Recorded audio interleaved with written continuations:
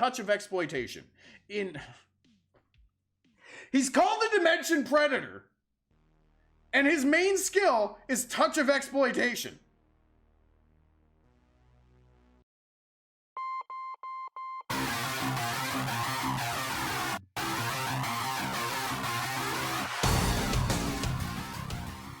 Yo, what is going on, Summoners? We're back with another theory crafting video. This time, we are talking about the Dimension Predator.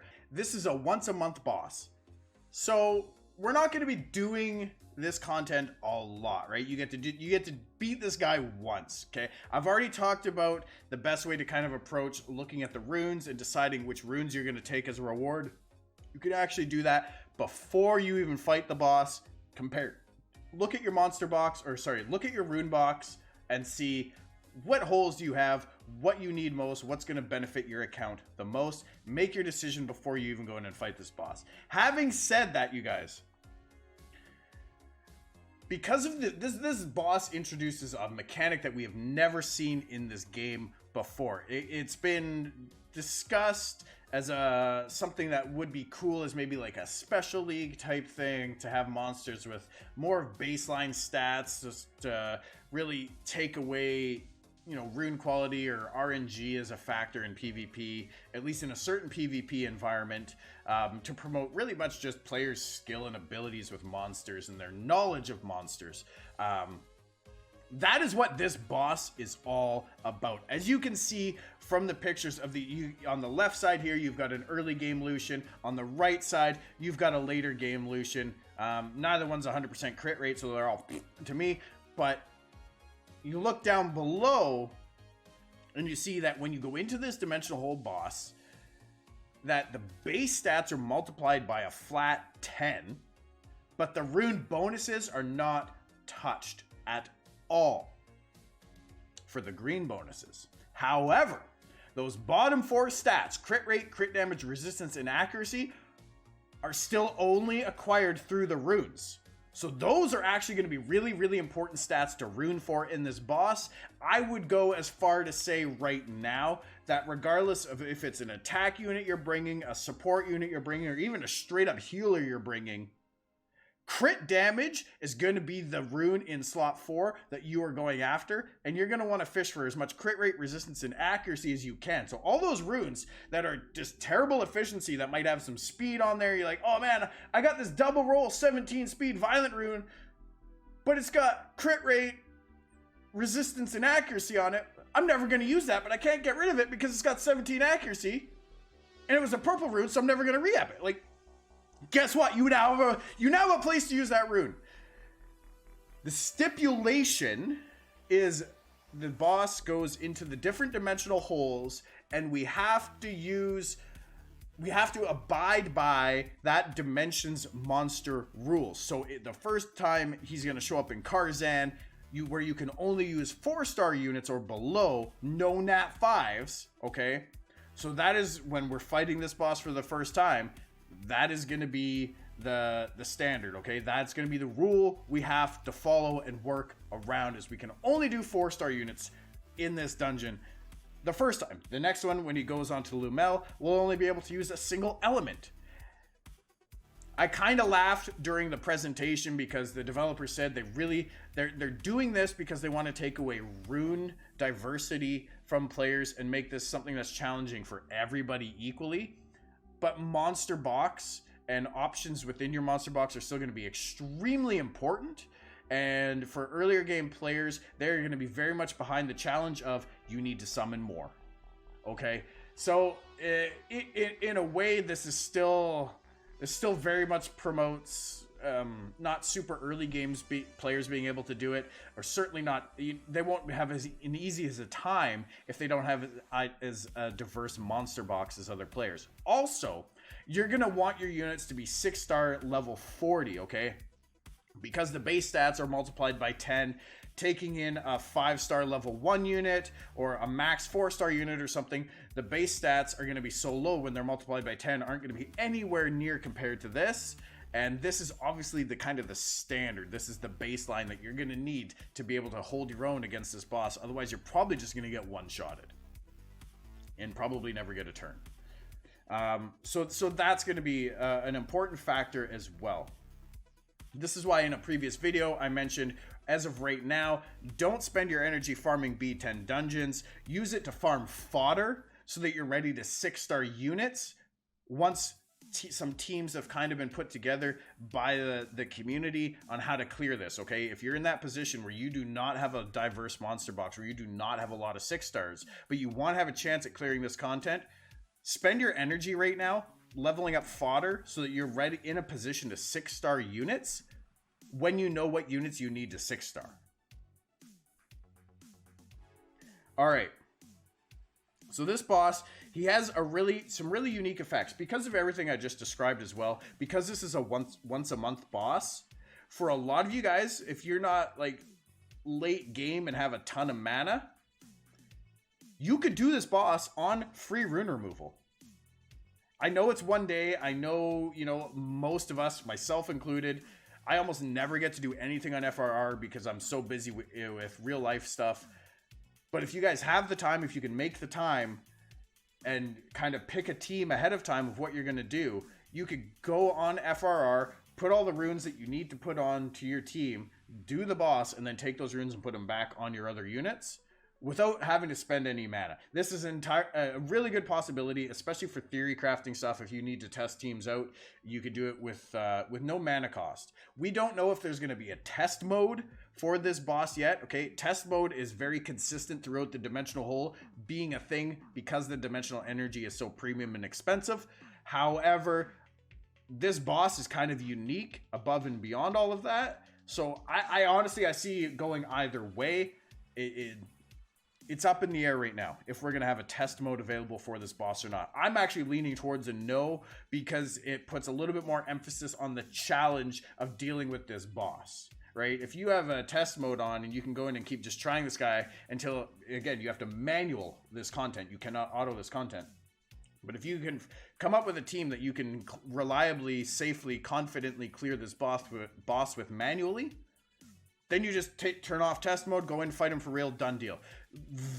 Other than your time commitment to it, which let's be honest, Comtois does not respect players' time very much, but that's expected with a game like this. That they want you to be invested. They want you to be looking at your screen as much as possible. So yeah, I can see test mode not being a thing. All right, let's get into some theory crafting on this boss. We've rambled long enough. What does this boss do? And what do we need to bring in to kind of counteract all of that? So we'll read through the skills and then we'll see what roles we need to fill. Touch of Exploitation. He's called the Dimension Predator, and his main skill is Touch of Exploitation.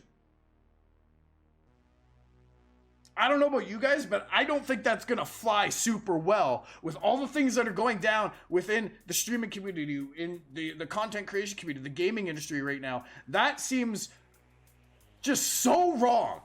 So wrong. Anyways, I digress. Touch of Exploitation. Inflicts damage to the enemy target that ignores all damage reduction effects. So no shields, no debuffs, no invincibility. And steals all beneficial effects granted on the target. Kind of makes you think, you know what, maybe I don't want to bring in a buffer. Maybe I don't want to bring in a Fran and give the boss an attack buff and immunity right off the bat, right? Maybe I don't want to bring in like a Fedora and give the boss immunity and endure state. Things like that. Endless Pain attacks all enemies and grants 2 continuous damage without a turn limit. Okay, I've heard people speculating, oh, well, we'll bring in Tetra as a cleanser and it'll be great. Tetra reduces debuffs by 1 turn. If there's no turn limit on these, if it's just an infinite thing, or if it's just a straight debuff with no turn counter whatsoever, you can't decrease that by 1 to the point of making it disappear. If it shows up with a 1 on it and that 1 refreshes every turn, then yes, Tetra would work. But we'll see. I've also seen people suggesting Veramos. That might work in the elemental specific dungeon or even in the Lumel one once they kind of figure out what the rule set will be for bringing in monsters. in there. But for the first one in KARZHAN, it's 4-star only. You cannot bring Veramos. But an immunity is less desired because the boss can steal it with skill 1. Cleansing, definitely desired here. All right, Grudge Eruption. An energy bead is activated whenever the boss is attacked 5 times. Why not just make it when the boss is attacked 5 times, or when the boss is attacked 15 times, that he counterattacks, instead of having this extra wording for the sake of extra wording. The energy is released instantly to attack the enemy target. The attack target's attack power and defense will be decreased for 3 turns. Seems pretty significant when you think about how much of an effect attack power and defense breaks and buffs have on units and what the base stats of these units are going to be. This is one thing I'm really curious about. We already know runes percent bonuses don't increase based on the multiplied base stats, but do leader skills and buffs multiply, or are they based on the 10 times boosted base stats, or are they based on the normal base stats of units? That is one thing I'm really curious about and will remain to be seen and tested. But no, if it's based off the buffed stats, those are going to be absolutely huge. Otherwise, they're going to be almost negligible. Dimension Transcendence. The boss is immune to attack bar decreasing effect, i.e. Lauren cannot push the attack bar back, and glancing hit increasing effect. So you cannot put a glancing hit debuff on the boss. He can still glance you, but you can't put a glancing hit debuff on him, which is only a handful of units anyway. I don't think that's a big deal. Also, the effect of the attack that's proportionate to the HP will be weakened. So your Lyn and Sigmaris, Spectra's second ability, those types of things are going to do less damage by proportion. I'm really curious. Like, I think Daphnis is skill 3 if you were running a fire team in the elemental version or in Lumel. Might do some crazy damage here, but not quite as much as we would expect, like you would see in against the TOA hard boss, for example. All right, so similar to the other dimension bosses, this dude is a 3-phase boss. So at each phase transition, we are going to get the Soul Clone passive activating. So what this does, it clones the souls of the enemy with the highest attack power and the enemy with the highest defense to create 2 illusions. So you're going to have to fight your strongest hitting and your most tanky unit. You're going to have to fight clones of each of these. The boss's attack power will be increased greatly if you fail to defeat the illusions within 25 turns. 25 turns, that's a lot of turns. But essentially 12 turns for each unit. Okay, you have 12 turns to defeat each one. Unless you've got AoE abilities, in which case you might be able to take them down a little sooner. But I think single target might, because it's so much stronger, might be the focus here. We'll have to see. Clone Soul is activated when the Dimensions Predator HP is at 70% and 40%. So at 70%, he goes to phase 2. At 40%, he goes into phase 3. In phase 2, he gains Watcher's Eye.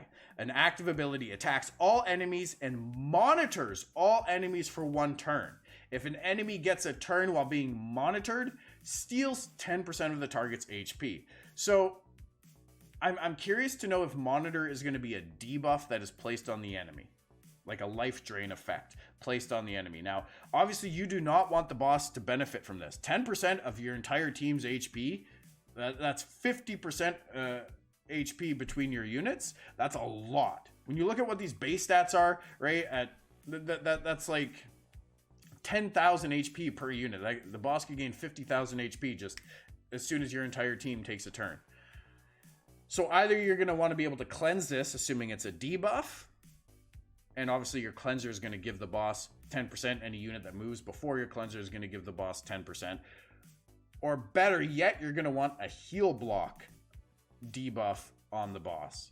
That way he's not healed by this. You'll lose 10% of your HP, which really isn't going to be that much. You're going to want heals in this dimension big time. Okay, we're not looking to speed run and clear this boss. You're going to want heals, but a heal block is going to be really, really big. Curse of Rage. So he gains this passive ability in phase 3. So Curse is the enemy that inflicted the most damage for 3 turns.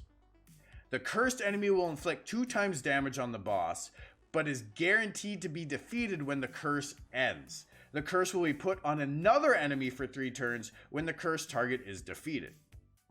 So again, I don't know if this is going to be a debuff that is cleansable. This might be something like the bomb in Labyrinth that you cannot cleanse. It's just going to start going. And once it starts, you can't stop it. You could try to revive your ally that gets defeated by it to bring him back. In KARZHAN with 4-star only, your revivers are certainly limited. You know, Fire Mermaid, you got the Wind Epicon Priest, you got the Light Epicon Priest. These units can revive. I'm not familiar with too many other 4-star units that can revive, actually. Beta, I guess there's Beta as well. The Dark Mermaid can revive also. So there are options available to revive units, both more on the free-to-play side as well as more on the lucky pay-to-win side.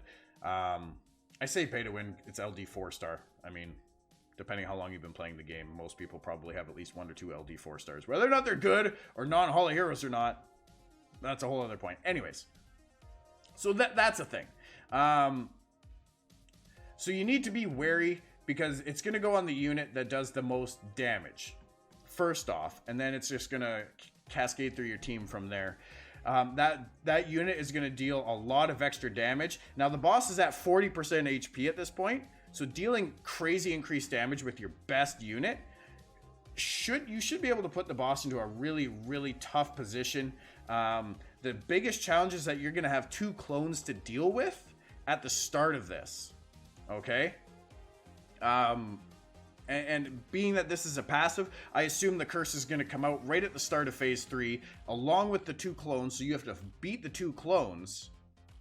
Unless you can beat the boss within 25 turns. If you can do 40% of the boss's damage with 1 unit, your strongest unit doing double damage, if you can take out that 40% HP within 24, 25 turns, then you're okay. But you have to be able to tank the illusions, and you have to be able to deal with the Curse of Rage floating around, potentially taking out your team. And it's going to be a YOLO approach. If you don't defeat the boss in that 25 turns, you're probably dead. If you do defeat the boss in that 25 turns, cool. That might be the more strategic approach here. All right, so that is the boss mechanics. Now let's go ahead and look at some teams, some roles. So first off, we want something that's going to heal, but not buff. We've got a unit here that can strip, as well as we've got a unit here that can apply a defense break and boost self-attack bar and team attack bar. Bella. Second Awakened Bella is going to be huge. I can't think of a better healer to bring in that has more overall team utility that most people probably have and definitely have access to. All right. Next up, I'm thinking of a cleanser. So Ravidi really stands out to me as a cleanser. If Ravidi does not cleanse a debuff, he puts immunity up. But if everybody has a debuff that he cleanses, i.e. continuous damage on everybody, the Watcher's Eye on everybody, the curse that's floating around will be on one person, he can cleanse all that and not put up immunity. Now, if any of your units resist any of these things, then they might get immunity. And of course, the boss then has a chance to get immunity. You know, you do have a stripper with Bella, but we'll have to see how well that works out. I would recommend putting this unit on triple Nemesis as well, in the hopes that maybe on Watcher's Eye, if you aren't lucky enough to have a heal block up on the unit, that your cleanser will be able to go first and cleanse everybody else, and you give the boss minimal HP. Might not be a bad approach. You could go Vile Nemesis as well. We also don't know how his attack bar is going to work. If his attack bar is going to be like Rift Dungeons, where he gains set attack bars, and when he hits his threshold, he gets a turn regardless of what your attack bar is at. If you're at 140%, you still don't get a turn, right? You know, cut your Vile, whatever. We don't know how that attack bar mechanic is going to work for this boss. Next up, heal block. Now, I wrote in Lauren here. No, she cannot push the attack bar back of the boss, but she can put a slow on the boss. She can defense break the boss, and she can heal block the boss. All pretty reliably. And she can strip. If the boss steals your buffs, she is another strip alongside of Bella. Another unit I thought about this after stream last night, a recently buffed unit, the Wind Anubis Ayunu. He has a heal block, he has a branding effect, he also has Oblivion, which typically you cannot put Oblivion on a boss. If you can, holy crap, this boss just got super, super easy, and Ayunu is a cheat code here. My suspicion is you cannot put Oblivion on the boss, so probably that's going to be a moot point. But you still have Oblivion, or sorry, you still have Branding, and you still have Heal Block on skill 1. So Revenge on him all of a sudden sounds really, really nice for that reason. As well as he has a Self-Revive, where he actually increases his attack power by 100%.